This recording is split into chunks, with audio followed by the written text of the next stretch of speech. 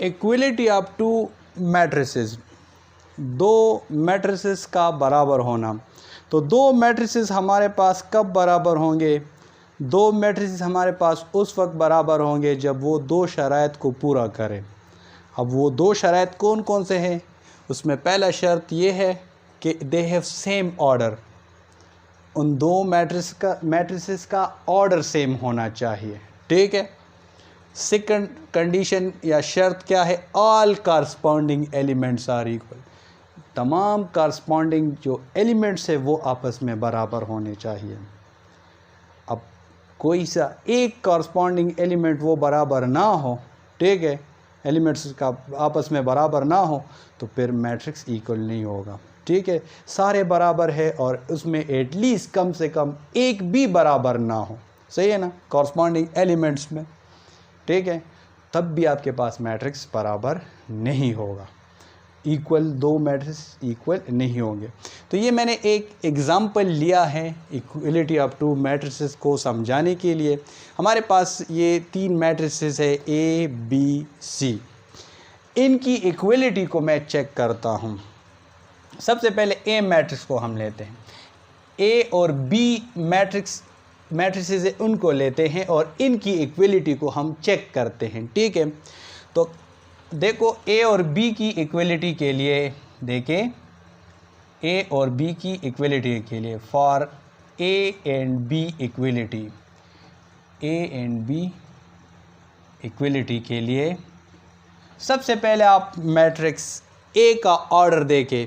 तो matrix A का order क्या, यानी इसमें कितने रोज़ और कितने कॉलम है? देखो 1 2, इसमें 2 रोज़ है, कॉलम्स कितने हैं? 1 2, सही है। सो ऑर्डर ऑफ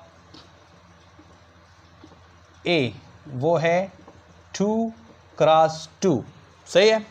इसी तरह बी का ऑर्डर क्या देखे? ऑर्डर ऑफ बी वो देखे तो उसमें कितने रोज़ है? 1 2, 2 रोज़ है, कितने कॉलम है? 1 2, 2 कॉलम्स है, तो इसका ऑर्डर भी 2 क्रॉस 2। ऑर्डर हमारे पास क्या होता है किसी मैट्रिक्स का? रो क्रॉस कॉलम, सही है, रो बाय कॉलम, ठीक है।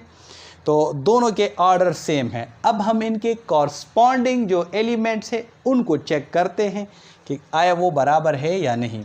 यहाँ पर देखिए 10, मैट्रिक्स ए में 10 और मैट्रिक्स बी में आप देखिए इसका कॉरस्पॉन्डिंग, ये 10 फर्स्ट रो फर्स्ट कॉलम है में है, यहाँ पर फर्स्ट रो और फर्स्ट कॉलम में ये आता है, सही ना, 10 है, तो दोनों आपस में क्या है? वो बराबर है। ये फर्स्ट रो और फर्स्ट कॉलम वाले जो एलिमेंट्स हैं वो आपस में बराबर है। इधर मैं ज़रा लिख लेता हूँ, ठीक है, कॉरस्पॉन्डिंग एलिमेंट, तो 10 और 10, सही है, ये कॉरस्पॉन्डिंग एलिमेंट्स के लिए मैं लिख रहा हूँ, ठीक है। ये ज़रा इधर आप देखें, ऑर्डर सेम हुए, तो ऑर्डर तो सेम है तो इसको मैंने मिटा दिया। अब कॉरस्पॉन्डिंग एलिमेंट्स हम देखते हैं ना कि वो बराबर है या नहीं। तो देखो 10 और दूसरे में भी 10 है। अब देखिए -4, ये फर्स्ट रो और सेकंड कॉलम में है -4। इधर आप देखिए फर्स्ट रो और सेकंड कॉलम में -10 + 6 है। अगर इसको हम सिंप्लीफाई करें तो -10 + 6 से क्या आता है? 4 आता है, -4 आता है, तो ये भी बराबर है। अब ज़रा इधर देखिए, सेकंड रो और फर्स्ट कॉलम में ये एलिमेंट है 6, इधर आप देखिए सेकंड रो और फर्स्ट कॉलम में 6 बराबर है, ठीक है। हम इधर देखिए 1/2, 1/2 ये सेकंड रो और सेकंड कॉलम में है, इधर आप सेकंड रो और सेकंड कॉलम में देखें तो वो है 1। अब सारे कॉरस्पॉन्डिंग एलिमेंट्स आपस में बराबर हैं, लेकिन ये आप देखिए ये आपस में बराबर नहीं, ये 1/2 है ए में, देखो, और ये 1 है, ये बराबर नहीं है। तो ए और बी को हम इक्वल नहीं कह सकते कि ए और बी इक्वल नहीं है, यानी ए और बी को हम इक्वल कह नहीं सकते। हम ये नहीं कह सकते कि ए और बी इक्वल है, बल्कि हम ये कहेंगे कि ए और बी इक्वल नहीं है। तो ए बराबर नहीं है बी का, ए इक्वल नहीं है बी का। क्यों? सारे कॉरस्पॉन्डिंग एलिमेंट्स, मैंने यहाँ पर क्या कहा है, all corresponding elements are equal, तमाम कॉरस्पॉन्डिंग जो एलिमेंट्स है वो इक्वल होने चाहिए। अगर एटलीस्ट वन कॉरस्पॉन्डिंग एलिमेंट्स जो है ना वो भी बराबर ना हो, उनका पेयर बराबर ना हो, तो मैट्रिसेस इक्वल नहीं होंगे। तो देखो सारे कॉरस्पॉन्डिंग एलिमेंट्स के जो पेयर है वो आपस में बराबर है, लेकिन ये वाला जो है ना ये बराबर नहीं है, तो ये मैट्रिक्स ए और बी इक्वल नहीं है। अगरचे इनके ऑर्डर सेम है, पहला कंडीशन दोनों का सही है, लेकिन ये दूसरा जो है ना वो सही नहीं है। ठीक है, उसमें एटलीस्ट ये आपके पास आ गया, ये बराबर नहीं है। सही है, तो ए और बी आपके पास इक्वल मैट्रिसेस नहीं है। इसी तरह हम चेक करते हैं इक्वलिटी ए और सी मैट्रिक्स की, कि आया ए और सी मैट्रिक्स बराबर है या नहीं। Equality of A and C, A and C matrix जो है ना इसकी इक्वलिटी को हम चेक करते हैं।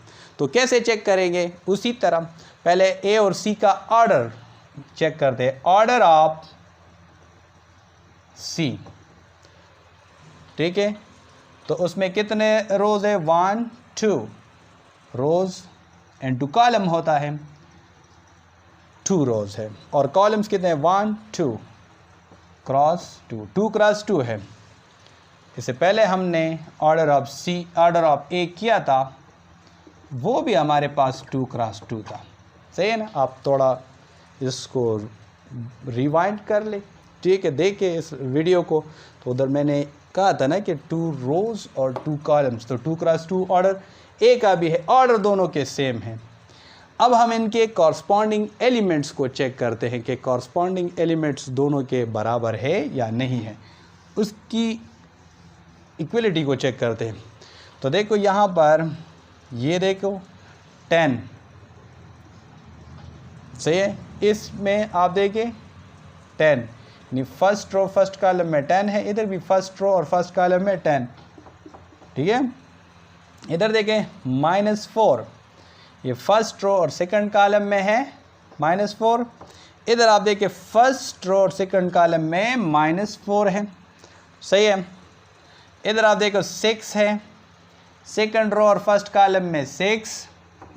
इधर आप देखें सेकंड रो और फर्स्ट कॉलम में आप देखें तो 3 + 3, उससे हमारे पास आता है क्या? 6, ये भी बराबर है। अब अगर आप देखें सेकंड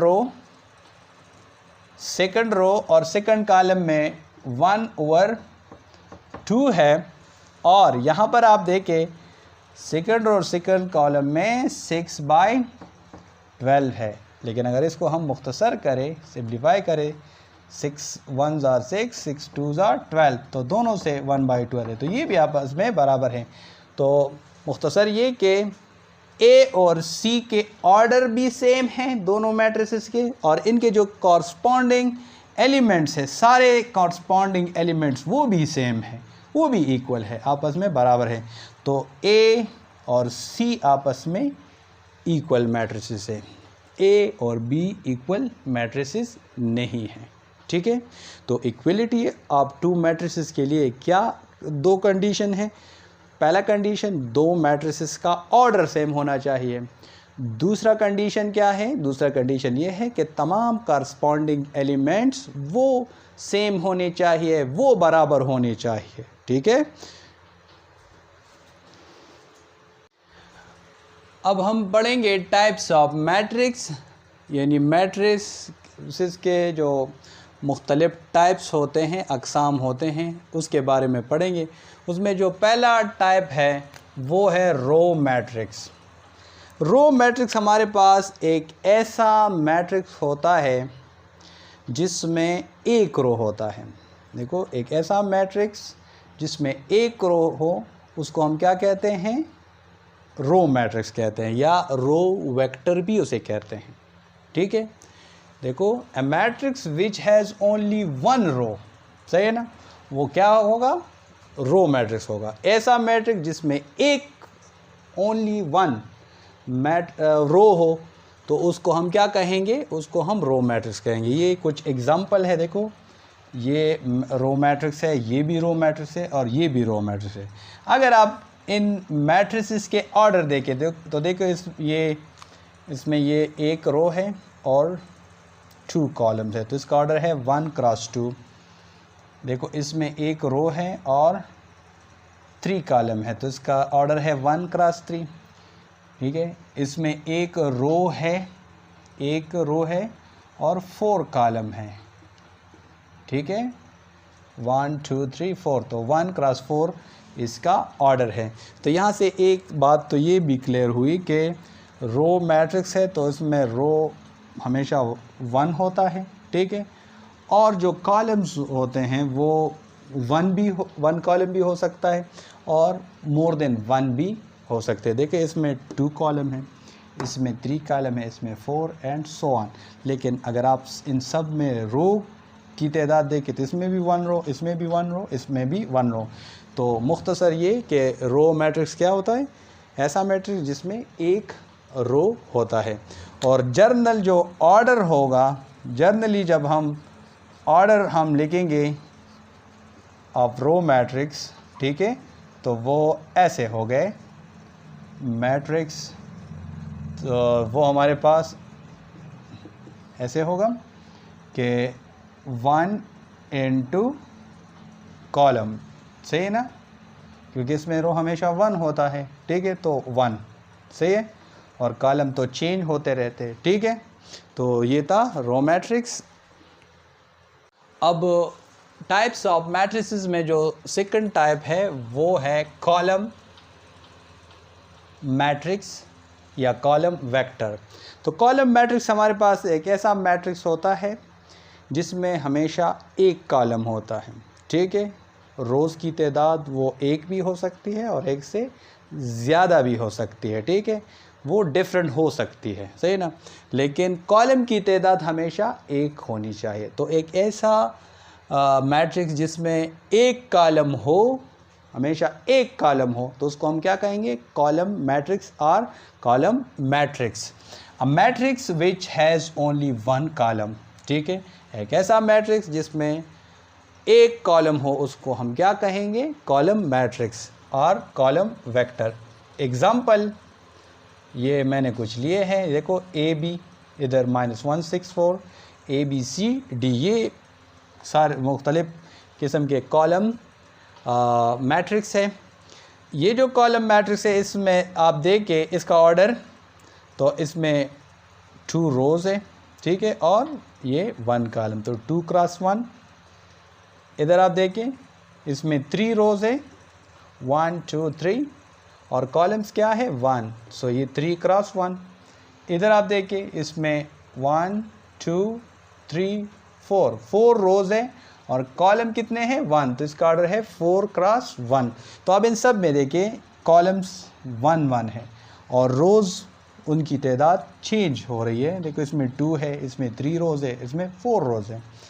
अच्छा, तो जर्नल जो ऑर्डर होगा ऑफ कॉलम मैट्रिक्स, ठीक है, वो किस तरह हम लिखेंगे, वो हम लिखेंगे रो इंटू 1 या रो क्रॉस 1। रो की तादाद वो चेंज होती रहती है, सही है ना, और कॉलम की तादाद इसमें फिक्स होती है। ठीक है, अब यहाँ मैं एक सवाल आप लोगों से पूछ रहा हूँ कि एक मैट्रिक्स है मेरे पास, ये मैं ले रहा हूँ जिसमें ओनली 1 एलिमेंट है और से दिस एलिमेंट इज़ 10। ठीक है, तो आप मुझे बताइए ये कौन सा मैट्रिक्स है, ये कॉलम मैट्रिक्स है या रो मैट्रिक्स है। ठीक है, ये हमारे पास कॉलम मैट्रिक्स भी है और एज वेल एज साथ साथ में ये एक रो मैट्रिक्स भी है। क्यों, देखिए इसका ऑर्डर हमारे पास क्या है, इसमें 1 रो है और 1 कॉलम है, 1 क्रॉस 1। तो ये यहाँ पर एक कॉन्सेप्ट हमारे जहन में आया। ठीक है, हमने सीखा कि 1 क्रॉस 1 जो ऑर्डर वाला मैट्रिक्स होगा वो एक ही वक्त में रो मैट्रिक्स भी है और एक ही वक्त में ये कॉलम मैट्रिक्स भी है, यानी ये दोनों इसकी पॉसिबिलिटी है, ये रो मैट्रिक्स भी है और साथ साथ में एक कॉलम मैट्रिक्स भी है। सो 1 क्रॉस 1 ऑर्डर वाला मैट्रिक्स जो है ये रो मैट्रिक्स भी है, ठीक है, एज वेल एज ये एक कॉलम मैट्रिक्स भी है, ठीक है। ये बात आप लोग याद रखें, एमसीक्यूज में आ सकता है एग्जामिनेशन में। जो नेक्स्ट टाइप ऑफ मैट्रिक्स है हमारे पास वो है स्क्वायर मैट्रिक्स। स्क्वायर मैट्रिक्स किसे कहते हैं? एक ऐसा मैट्रिक्स जिसमें रो की तादाद और कॉलम की तादाद वो बराबर हो, तो उसको हम क्या कहलाएंगे? इसको हम कहते हैं स्क्वायर मैट्रिक्स। एक ऐसा मैट्रिक्स जिसमें रो की तादाद और कॉलम्स की तादाद वो बराबर हो तो वो स्क्वायर मैट्रिक्स कहलाता है। A matrix in which number of rows and columns are equal। एक ऐसा मैट्रिक्स जिसमें रोज़ की तादाद, नंबर ऑफ रोज़ यानी रोज़ की तादाद, एंड कॉलम और कॉलम की तादाद वो बराबर हो तो वो क्या कहलाएगा? वो स्क्वायर मैट्रिक्स कहलाएगा। देखो ये मुख्तलिफ़ किस्म के स्क्वायर मैट्रिक्स मैंने लिखे हैं यहाँ पर। ये जो पहला मैट्रिक्स है इसमें आप देखें, इसमें हमारे पास 2 रोज़ है और अगर इसमें हम कॉलम देखें, ये रो 1 और ये रो 2 में हम कॉलम देखें तो 2 कॉलम्स भी है। इसका ऑर्डर हमारे पास क्या है? 2 क्रॉस 2, सही है, 2 क्रॉस 2 इसका ऑर्डर है। तो ये एक स्क्वायर मैट्रिक्स है, इसमें 2 रो और 2 कॉलम्स है, कॉलमों की तादाद और रोज़ की तादाद वो बराबर हैं, तो ये एक स्क्वायर मैट्रिक्स हुआ। इसी तरह इस मैट्रिक्स पे आ जाए, इसमें हमारे पास कितने रोज़ है? 1 2 3, 3 रोज़ हैं। इसमें अगर हम कॉलम को देखें तो 1 2 3, इसमें कॉलम्स भी हमारे पास 3 है, तो इसमें रोज़ की तादाद और कॉलम्स की तादाद वो बराबर है, तो ये हमारे पास क्या है? ये एक स्क्वायर मैट्रिक्स है। इसका ऑर्डर है 3 क्रॉस 3, ठीक है। इसी तरह इस मैट्रिक्स को देखें तो इसमें हमारे पास एक रो है और एक ही कॉलम है, तो इसका ऑर्डर है 1 क्रॉस 1, ठीक है। इसमें भी रोज़ की तादाद और कॉलम की तादाद बराबर है, तो ये भी एक स्क्वायर मैट्रिक्स है, ठीक है। अच्छा, नेक्स्ट हमारे पास जो टाइप ऑफ मैट्रिक्स है वो है रेक्टेंगुलर मैट्रिक्स। रेक्टेंगुलर मैट्रिक्स हमारे पास एक ऐसा मैट्रिक्स होता है जिसमें रो की तादाद और कॉलम्स की तादाद वो आपस में बराबर नहीं होते, वो डिफरेंट होते हैं, सही है ना। तो ऐसे मैट्रिक्स को फिर हम क्या कहेंगे? उसको हम एक रेक्टेंगुलर मैट्रिक्स कहेंगे, सही ना। एक ऐसा मैट्रिक्स जिसमें रो की तादाद और कॉलम्स की तादाद वो बराबर ना हो, तो ऐसे मैट्रिक्स को हम कहते हैं रेक्टेंगुलर मैट्रिक्स। तो यहाँ पर मैंने डेफिनेशन लिखी है, a matrix in which number of rows and columns are not equal, सही ना। तो ये मैंने कुछ एग्जांपल्स यहाँ पर लिखे हैं रेक्टेंगुलर मैट्रिक्स के।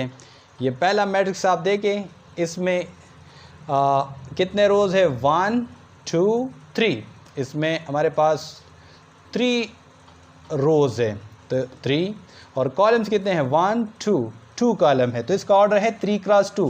देखो 3 रोज़ है और 2 कॉलम्स है, बराबर नहीं है, डिफरेंट है रोज़ की तादाद और कॉलम्स की तादाद, ठीक है। तो ये एक रेक्टेंगुलर मैट्रिक्स हुआ। इसी तरह अगर आप इधर देखें 1 2, इसमें रोज़ कितने हैं? 2 रोज़ हैं और कॉलम्स वो 1 2 3 कॉलम्स हैं, यानी नंबर ऑफ रोज़ और नंबर ऑफ कॉलम वो बराबर नहीं है, उनकी तादाद डिफरेंट है, तो ये भी एक रेक्टेंगुलर मैट्रिक्स हुआ। इसी तरह इधर देखें 1, इसमें एक रो है और कॉलम्स देखें 1 2 3 कॉलम्स है, तो देखिए इसमें भी रोज़ की तादाद और कॉलम की तादाद बराबर नहीं है, ठीक है। तो ये एक रेक्टेंगुलर मैट्रिक्स हुआ। इधर आप देखिए इसमें कितने रोज़ है? 1 2 3 और कॉलम्स कितने हैं? 1, तो इसका ऑर्डर है 3 क्रॉस 1। यहाँ पर भी रोज़ की तादाद और कॉलम की तादाद बराबर नहीं है, तो ये एक रेक्टेंगुलर मैट्रिक्स हुआ। तो मुख्तसरन ये कि रेक्टेंगुलर मैट्रिक्स क्या होता है? ऐसा मैट्रिक्स जिसमें रोज़ की तादाद और कॉलम की तादाद बराबर ना हो। अच्छा, नेक्स्ट हमारे पास जो टाइप ऑफ मैट्रिक्स है वो है नल मैट्रिक्स और ज़ीरो मैट्रिक्स। देखो नाम से ज़ाहिर है ज़ीरो और नल, ठीक है। तो एक ऐसा मैट्रिक्स जिसके सारे एलिमेंट्स वो क्या हो, वो हमारे पास ज़ीरोज़ हो, तो वो क्या कहलाएगा, नल मैट्रिक्स। यानी सारे एलिमेंट्स का ज़ीरो होना ज़रूरी है, ठीक है। एक ऐसा मैट्रिक्स जो हमेशा ज़ीरो एलिमेंट्स पर मुश्तमिल हो, उसको हम क्या कहेंगे, उसको हम नल मैट्रिक्स कहेंगे, ठीक है। तो देखो ये कुछ मैंने मैट्रिक्स लिए हैं मुख्तलिफ़ ऑर्डर के, ठीक है। और इन सब के एलिमेंट्स को अगर हम देखें, ये जो पहला मैट्रिक्स है इसका ऑर्डर है 2 क्रॉस 1, यानी इसमें 2 रोज़ और 1 कॉलम है। ये दूसरा जो है हमारे पास 1 रो और 2 कॉलम, 1 क्रॉस 2 इसका ऑर्डर है। ये देखो इसका 2 क्रॉस 2 यानी 2 रोज़ और 2 कॉलम्स, तो 2 क्रॉस 2 ऑर्डर है इसका।